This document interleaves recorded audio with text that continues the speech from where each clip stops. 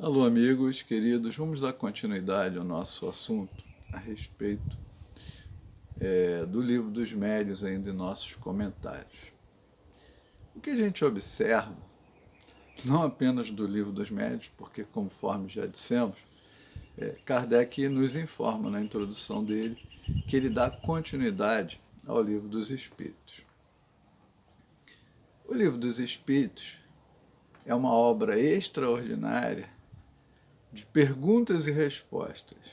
E a beleza, a qualidade, a superioridade das respostas está baseada na inteligência, na habilidade profunda desse espírito Hippolyte Léon Denisard Rivail, nosso querido Allan Kardec, pela qualidade, reflexão, profundidade das perguntas, da sabedoria das perguntas que ele foi capaz de fazer.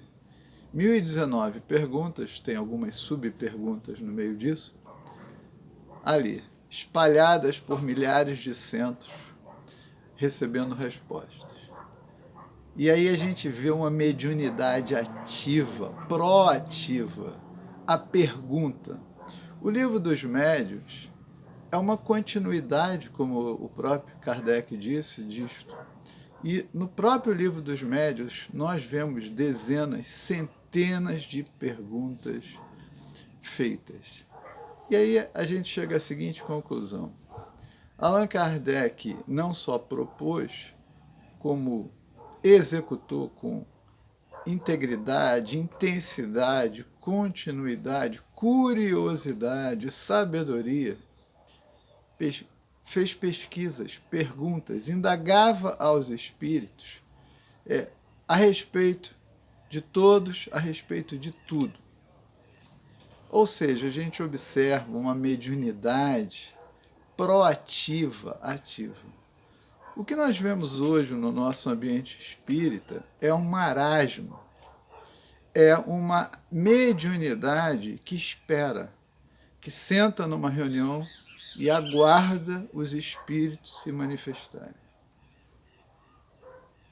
Será que é isso? Será que nós teríamos a doutrina se ficássemos simplesmente parados, sentados em prece, numa sala escura, aguardando a espiritualidade dizer alguma coisa? E aí nós temos um problema sério. Digamos, muito bem colocado pelo próprio Allan Kardec no item 50, logo do primeiro capítulo da Gênese, em que ele diz o seguinte: a terceira revelação, vinda numa época de emancipação e de maturidade intelectual, quando a inteligência desenvolvida não se conforma a um papel passivo, olha o que eu estou dizendo, quando o homem não aceita nada às cegas, mas quer saber onde o conduzem, quer saber o porquê e como de cada coisa, teria ela que ser ao mesmo tempo o resultado de um ensino e o fruto do trabalho, da pesquisa e do livre exame. E aí Kardec grifa a seguinte frase: os espíritos não ensinam senão apenas o que é necessário para guiar no caminho da verdade, mas eles se abstêm de revelar o que o homem pode descobrir por si mesmo, deixando-lhe o cuidado de discutir, verificar e submeter tudo ao cadinho da razão, deixando mesmo, muitas vezes, que adquira experiência à sua custa. Fornecem-lhe o princípio, os materiais. Cabe ao homem aproveitá-los e pô-los a funcionar. Neste mesmo capítulo, Kardec, no item 52, diz: convém notar, que em nenhuma parte o ensino espírita foi ministrado de maneira completa. A revelação foi assim feita parcialmente. É por essa maneira que ainda prossegue, pois nem tudo foi revelado. E no item 55, ele diz assim: um outro caráter da revelação espírita, e que ressalta as condições mesmas nas quais ela se produz, é que, apoiando sobre os fatos, ela é e não pode deixar de ser senão essencialmente progressiva, como todas as ciências de observação. Ele diz várias coisas e conclui assim: as descobertas da ciência glorificam Deus em lugar de o rebaixar. Elas não destroem, senão que os homens edificaram sobre ideias falsas, que eles fizeram de Deus. O Espiritismo não estabelece, portanto, como princípio absoluto, senão aquilo que está demonstrado como evidência, ou que ressalta logicamente da observação. E lá no final do item 55 ele conclui: o Espiritismo, marchando com o progresso, jamais será ultrapassado, porque, se novas descobertas demonstrassem estar em erro sobre um certo ponto, ele se modificaria sobre esse ponto. Se uma nova verdade se revelar, ele a aceitará. Não podia ser mais claro, né? Um processo progressivo, ativo, e nós ficamos aguardando mensagens da espiritualidade. Mas o Livro dos Médiuns, ao falar das evocações, com muita clareza, Kardec fala: os espíritos podem comunicar-se espontaneamente ou atender ao nosso apelo, isto é, ser evocados. Pessoal, tem um capítulo inteiro no Livro dos Médiuns chamado Das Evocações. Vamos ler o capítulo? Algumas pessoas acham que não devemos evocar nenhum espírito, sendo preferível esperar o que quiser comunicar-se. É assim que funciona na sua casa espírita. Fica todo mundo lá parado esperando. Pode ser o obsessor, pode ser o mentor, pode ser o amigo. Todo mundo aguardando. Vamos ver o que Kardec diz a respeito?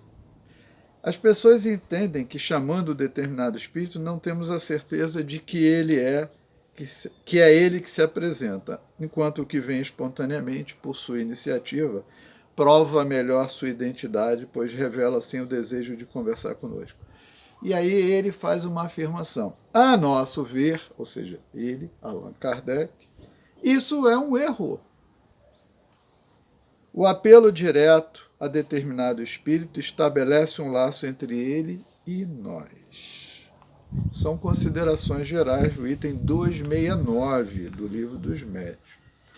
Um pouco mais adiante, né, ele diz que item 274, espíritos que podem ser evocados. Podemos evocar todos os espíritos, seja qual for o grau da escala a que pertençam, os bons e os maus, os que deixaram a vida recentemente, os que viveram nas épocas mais distantes, os homens ilustres e os mais obscuros, os nossos parentes, os nossos amigos e os que nos foram indiferentes. É assim que funciona, segundo a ótica de Allan Kardec. E aí, o pessoal pega uma frase do Chico que era adequada àquela situação, as pessoas iam às centenas, aos milhares procurar o Chico na ânsia de uma mensagem. Por que eles fizeram isso? Porque, na verdade, cada um deveria receber a sua mensagem no seu próprio centro, na sua própria localidade. Como a tarefa foi interrompida, na maioria das instituições, a mediunidade é passiva, é aquela que aguarda, é aquela que não é curiosa, que não indaga, que não pergunta, que apenas espera. É a terceirização de serviços aos cuidados da espiritualidade. Então, milhares de pessoas indo, e aí o Chico diz: olha só, eu não tenho condição de atender todos. Eu só posso atender alguns, aqueles que o telefone toca de lá para cá, eu recebo e entrego a mensagem. E aí todo mundo passou a dizer que o telefone toca de lá para cá. Mas não foi isso que Allan Kardec disse. é uma interpretação equivocada, absolutamente errônea. E depois, Kardec, no item 26, capítulo 26 do livro dos médiuns, nós estamos falando do livro dos médiuns, diz assim, perguntas que se podem fazer, e dedica um capítulo inteiro a propor que a gente continue o processo de investigação. Então, ele explica com detalhes, né, que perguntas, nós não podemos perguntar se amanhã vai fazer sol ou frio, ou se vamos ganhar, ou qual é o número que vai dar na loteria. Mas o objetivo da doutrina espírita é um objetivo sério, de pesquisa, de estudo. E aí, Kardec diz assim no item 328 a respeito das instruções instrutivas. A instrução instrutiva não compreende somente o ensino moral dado pelos espíritos, mas também o estudo dos fatos. Abrange a teoria dos fenômenos, a pesquisa das causas e, como consequência, a constatação do que é possível e do que não o é, ou seja, a observação de tudo quanto possa fazer que a ciência se desenvolva. A ciência espírita está paralisada. E quando alguns bravos companheiros tentam levar adiante as propostas de Allan Kardec com a ciência experimental espírita, sempre aparece um indivíduo apressado, irresponsável, que esquece as próprias recomendações de Allan Kardec a respeito da crítica. Allan Kardec diz a respeito da crítica, quando ele recebeu uma montanha delas, de que ele só consideraria como crítico sério aquele que se desse o trabalho de estudar, de pesquisar, de compreender, de entender. Não porque ouviu falar, porque teve uma live, que o fulano, o orador tal, o médio tal, disse isso é espiritismo, isso não é espiritismo. Vamos ler aqui o que Allan Kardec diz no parágrafo 8 do item 14, logo do capítulo 2 do livro dos Médiuns. O espiritismo só pode considerar como crítico sério aquele que tudo viu e estudou, em tudo se aprofundando com a paciência e a perseverança de um observador consciencioso, que tenha tanto conhecimento do assunto como o adepto mais esclarecido, que não haja, portanto, adquirido seus conhecimentos nas ficções literárias da ciência. Hoje na verdade, a pessoa põe porque o fulano disse no seminário, no congresso, na live, que isso é isso ou não é, e aí pronto, a opinião dele passa a valer e ser lei. Aí continua, ao qual, diz Kardec, não se possa opor nenhum fato por ele desconhecido, nenhum argumento que ele não tenha meditado e que não tenha refutado apenas por meio da negação, mas por outros argumentos mais decisivos. Mas, enfim, que pudesse apontar uma causa mais lógica para os fatos averiguados. Esse crítico ainda está para aparecer.